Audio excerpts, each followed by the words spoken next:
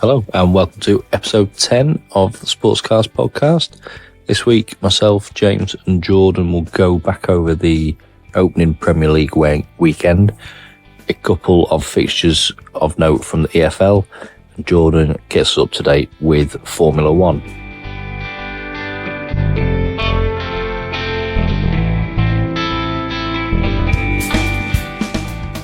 Gentlemen, hello. Hello, how are you? Very well, you? Yeah, not too bad, thank you. James? Good evening, guys. How are we? Yeah, good. I think we might as well get straight into it because there hasn't been a lot go on this week, but Premier League is back. And to be honest, we haven't had an overly dry spell. Obviously, we've had the Olympics, we've had the Euros, which were two fantastic events to watch. We've had Wimbledon, so there's been some sport in between. But it's nice to have the AFL and the Premier League back weekly. You're right. I don't know if it's just because the Premier League and the AFL are back, but it's felt like there's been nothing else. Yeah. So, might as well start off with you, James. Premier League, Arsenal, Good win. unbeaten in the league so far.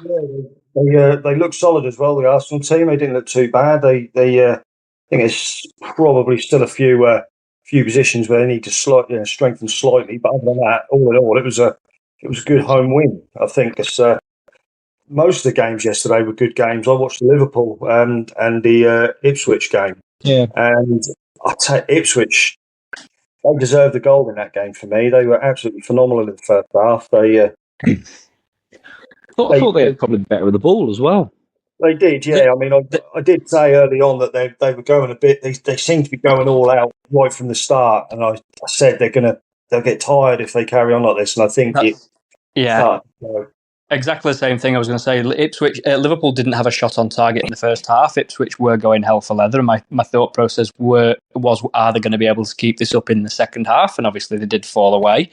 But yeah, it was it wasn't an embarrassing start for them. I think they've got a reasonable chance. And speaking of Ipswich, Ed Sheeran has just bought his way to just under 2% stake in Ipswich as well. So he's Does anyone know what he's paid for that?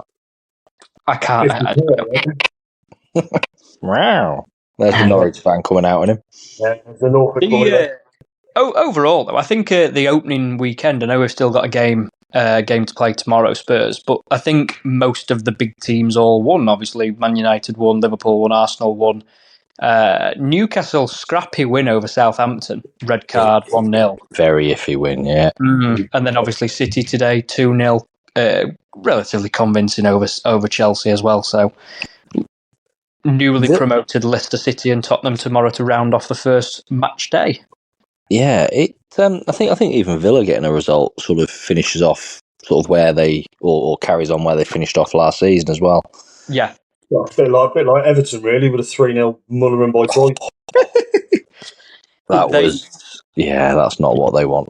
They can't fill their new stadium either. Like the new manager said, not the new manager, the manager afterwards was interviewed. He said, "Are you surprised? No, sorry. Is it disheartening that you saw empty seats in the new ground?" He's like, "No, we play poorly, and the fans don't want to turn up and watch us play poorly again for the second season in a row." So he's got some challenges, I think, to get some bums on seats. Definitely. Did anyone see the incident in the first 10 minutes at the Nottingham Forest game with Danilo? Yes. Yeah. It's 7 minutes into your season and you've not got a season. Well, he might not have a career. Yeah, it's like the old, it's like El Hadji Diouf, like Aaron Ramsey, that you come back, but whether you're the same player or not, I don't know. There was one in the Gateshead game as well. They've just been promoted into. I think they're into the conference now. They might be in League Two. They has got into a tackle, and he's done the same. He's just absolutely obliterated his ankle. He's broken his leg, his ankle, and dislocated his ankle. They're in the conference. Dislocated his ankle, snapped his tibia fibia, all his ligaments and cartilage. He's just basically just had to have complete knee rebuild. Christ. Horrible to see. So And early this is the thing as well. Like this guy plays in such a lower league. They're not on tens of thousands of pounds a week. They're probably on £800 a week. It's SSP and it's like, can I pay my mortgage kind of thing. Well, Gateshead couldn't get promoted. That's right, the conference, because they couldn't get promoted into League Two because they couldn't. The council didn't grant them a long-term thing. So that's the level they're playing at. But not a bad week as well in the EFL. Some good games there. Bristol and Millwall game was a good game. Forwards. Yeah. Burnley with a massive 5-0 crack in the Cardiff. Yeah, I didn't see that coming. I saw the Derby Middlesbrough 1-0 Derby. Derby had 3 shots, Middlesbrough had 20, and it finished 1-0 Derby. And the goal came from a Middlesbrough corner. He's gone to pass it back to the keeper, and he's scuffed it, and strikers just ran half a length at pitch and rounded the keeper, so it didn't even come from good play. And then obviously Blackburn salvaging a draw at Carrow Road after losing our star man to Ipswich for £11 million. Who's that? Sammy Smodic. Right. There was an Ipswich player, I think it was Greaves, their defender. He really impressed us yesterday. And who's that? And that Bird fella as well for Ipswich. He was really, really good as well. Burns. Bird. I tell you who has and hasn't had a good start to the league. The Championship season. Oxford United. Yes, picking up a win in their opening game in the newly promoted Championship. Leeds United 2 draws in a row. Yeah, they need to be careful. Yeah, they need to be careful. They staked a lot in going straight back up last year. They had a lot of people on these contracts that they wasn't allowed to sell them and things. Like basically locked them in while they're in the Championship. So if they got relegated, they had to keep them. Well, they haven't got them now, and they run quite a big risk, I think, this year in not returning. I think Burnley, Sheffield United, Norwich will be up there. Maybe Watford. I'm not sure. Not sure. See Leeds fighting it out for playoffs. Awkward. The old League One threw some good ones up as well. Good win for Peterborough, 4-1 away at Shrewsbury, and Barnsley as well with a 2-1 win away at Lincoln. And Lincoln have been pretty good over the last few seasons. But the Mansfield, Burton Albion, 6 goals, 3-3. Yeah, and late on as well. I think there's been an awful lot of that, even in the early. Blackburn scoring late on as well. So it's I'm just glad it's back more than anything. Just really glad it's back. As we've got the football back, we're now winding down the cricket as well, the 100. Yeah, it's been a bit quiet this year. It's not really been sort of plastered all over the telly. It's not been on an awful lot. Got Oval Invincibles versus Southern Brave with a couple of wickets from Southern Brave batting, but 144 for 8. I don't know where either team have been all year to know if who's the likely. I don't know if you've caught anything of it, James. I think the Oval Invincibles, they've been up there pretty much all the way. So I would like to think they would end up winning this final against Southern Brave. So I can't. I think it'll be close. It'll probably go along the lines much to the women's final as well today with Welsh Fire and London Spirit. With London Spirit needing, I think they needed 4 runs off of the last six balls or something, and with 2 balls left to go, 6 was it to win it by a couple of runs. So it was that was a good final. So hopefully this will be very similar, where it goes right next to the line. That's what you want. You don't want a team sort of sticking 180 on the board and then you're sat with 60 for 7 It doesn't fill you too much confidence. I did see this weekend. So there's not really been much rugby, so the nearest we've got is Lewis Rees-Zammit. He had a back injury earlier on in the week, but he made his home debut for the Kansas City Chiefs. He's been playing as a bit of a running back, as in the special teams, and as a wide receiver. So I don't think they quite know where they're looking at him to play. But we're only a couple of weeks away from the NFL season. But they have like their training squad, and they announced their final 53-man roster this Friday coming. Right. So this is where you know if he's going to make it into the NFL or not. So if he makes that 53-man roster. You know, I'd like to think. I'd really hope he does. You know, it's because it's quite difficult to. I know rugby and American football are very similar in the sense that it's all about tackling and this, that, and the other. But away from that, the entire transition for him, changing sports, changing countries, changing his lifestyle. I even believe he's lost his relationship. Well, from being out there.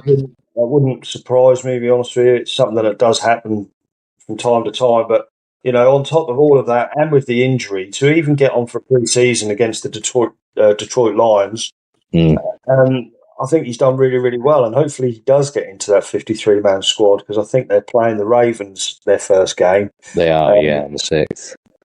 So hopefully he gets through to it. I mean, otherwise it'll really. I wouldn't say it would be a failure. I'd hope he wouldn't see it as a failure. I'd like to think he'd go again. Yeah, we'll have to see. That's it. He's would he have time to come back over and get himself up to speed in the rugby? Who knows? Any more news on seats, Jordan, in the Formula One? I don't think anything since the last time I was featured on the pod, which has been a couple of weeks, to be fair. We have no news. For me, no news yet about the Mercedes second seat, which for me needs to be announced, because I'm desperate to find out myself. Also, no news about Adrian Newey. He's looking for a house in the UK, not in Italy, which tells me that he's not obviously going to Ferrari. But yeah, we the seats that we've still got remaining is the interesting, well, all of them anyway, is the second seat at RB. Will Danny Rick be confirmed for a second year, or will he move to Red Bull? Who knows? A second seat at Alpine, the second seat or the first seat, depending on who they pick, at Mercedes, like I've just said. But the interesting one, which is still up in the air, is the second seat at Kick Sauber alongside Hulkenberg. Obviously, that will transition to Audi when they take over the team next year. So only 4 seats left, but it's still interesting to kind of understand where Adrian Newey will go and whether he'll make an instant impact in the first year or whether he'll be looking to 2026. Two rumours. Andre Kimi Antonelli for Merck is apparently going to be announced at next, the first one back. And the second Kick Sauber seat, if you believe social media, Bottas has put a picture of himself driving a very souped up Audi with 77 written on the side. That would be sick. Bottas, for me, is actually a really, really good driver. I just believe he's had a very poor run of form in terms of the teams that have been able. Like, his career has taken a dive kind of since he left Mercedes, but not through a fault of his own. He's always raced very well. He's just been bunked out in the same way that Carlos Sainz has. Yeah. So I would like to see him come into Audi and do well with Audi. But as we discussed a couple of weeks ago, will they come in and dominate the sport? Probably not. It's a big jump to make. Yeah. No, we'll see. There are talks within F1 as well about dropping some races and bringing some new ones in some different countries. They're always talking about it. I mean, I think Thailand and South Korea were mentioned. Sol used to be on the calendar. We've got some really, really, really, really old races coming up in the next half of the season. So Zandvoort, first Grand Prix 1952, Monza 1950. But then we've got some newer ones like the Las Vegas Grand Prix. Obviously, they're not going to get rid of that. So Qatar, they're not going to get rid of that. Abu Dhabi, they're not going to get rid of that for obvious reasons. So the ones that they could potentially get rid of. Baku street circuit. I don't know. Like I wouldn't want to lose any. The rumor that we shared was that they were gonna alternate Zandorf and Spa to create space for another race, weren't they? Which dropping Spa and keeping Zandorf, even though they're rotating it, you need to just get rid of Zandorf, but you're not for as long as Max driving in there. So no. One thing I have put together really quickly, because obviously we're back into the football season, is a little bit of the quiz again, which obviously James goes into leading the quiz. It's a Premier League one, so I don't know how your Premier League knowledge is, Jordan, but we'll see how we get on. So what we'll do, take it in turns to answer first, because I don't want if you're guessing off the back of someone, it might make it a little bit easier. But I'll go second. Yeah, James, fewest. So you get a point if you get the team on these, and you'll get 3 points if you can get whatever the number is to go with it. So the fewest Premier League wins in a season. Ooh. Is this ever, or is this modern, or is this... In a season of the Premier League? No, I mean in the entire Premier League since it was founded. Yes, which was 92, 93. Yeah. Who was the first team to win it? Man United, I think, wasn't it? Was it? Yeah. And there was fun fact. In fact, no, I can't say that. Okay. I think I'm going to go with, just based on one of their dismal Premier League seasons, I'm going to go Derby County. Jordan? I will go Sheffield United last season. And how many do you think was the fewest? Sheffield United, like last season. No, yeah, but how many wins do you think they got? 4. James, for Derby? So I've gone Derby. Is this how many wins they've had throughout the Premier League history? No, in that season. In that season, 2. James gets 1 point. It was Derby, and it was 1 win all season.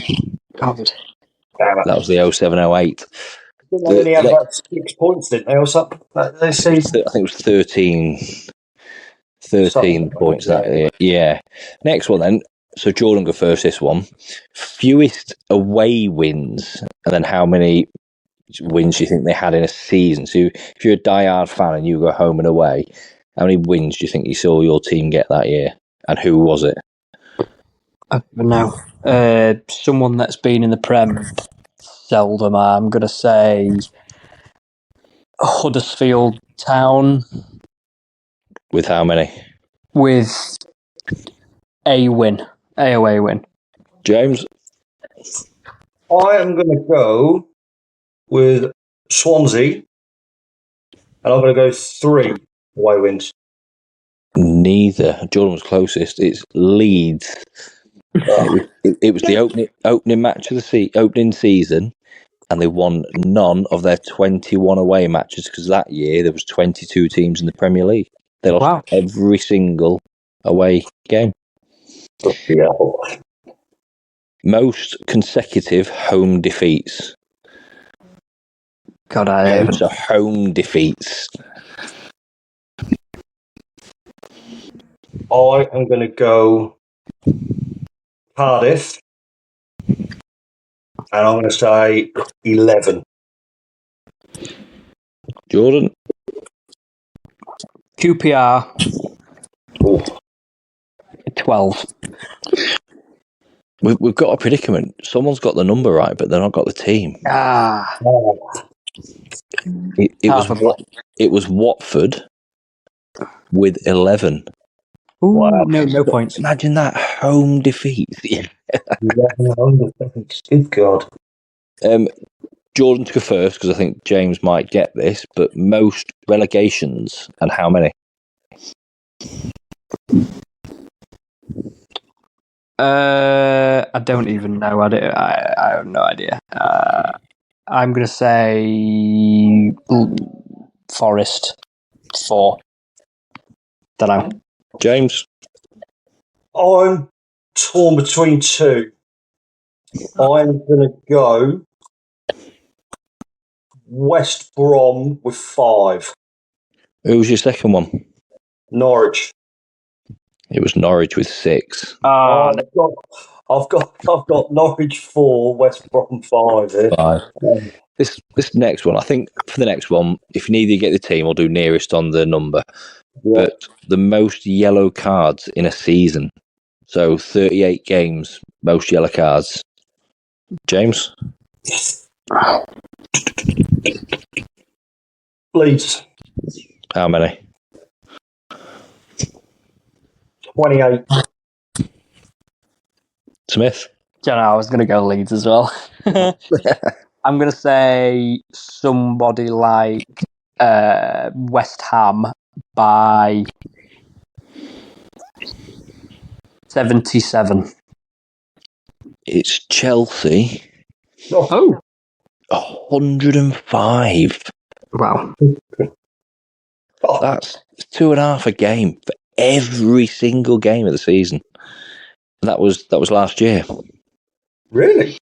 Yeah. Well, that makes sense. Chasing and not really Chasing. and getting Yeah. it makes sense. Yeah. I just thought some of those were Leeds not getting an away win all season. Chelsea with 105. I couldn't get over that number. No, it's massive. Yeah. So, but yeah, we there's a bit of football going on again this week. Is the Champions League draw sometime soon as well? You've got the playoff. We've still got the playoff this week, haven't we? Yeah.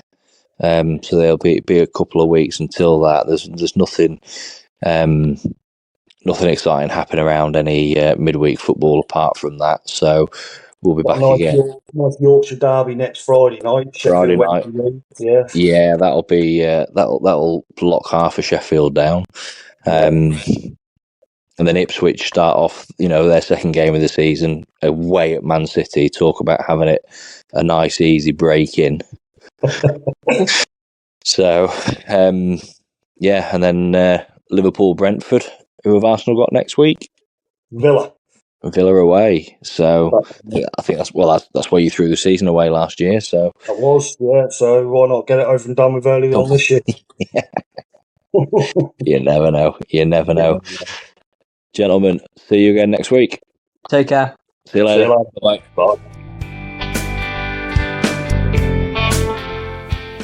Thanks for joining us this week on the Sportscast podcast. As normal, you'll get us on our social media, Instagram and X, formerly Twitter, @SportscastPod UK. Join us again next week.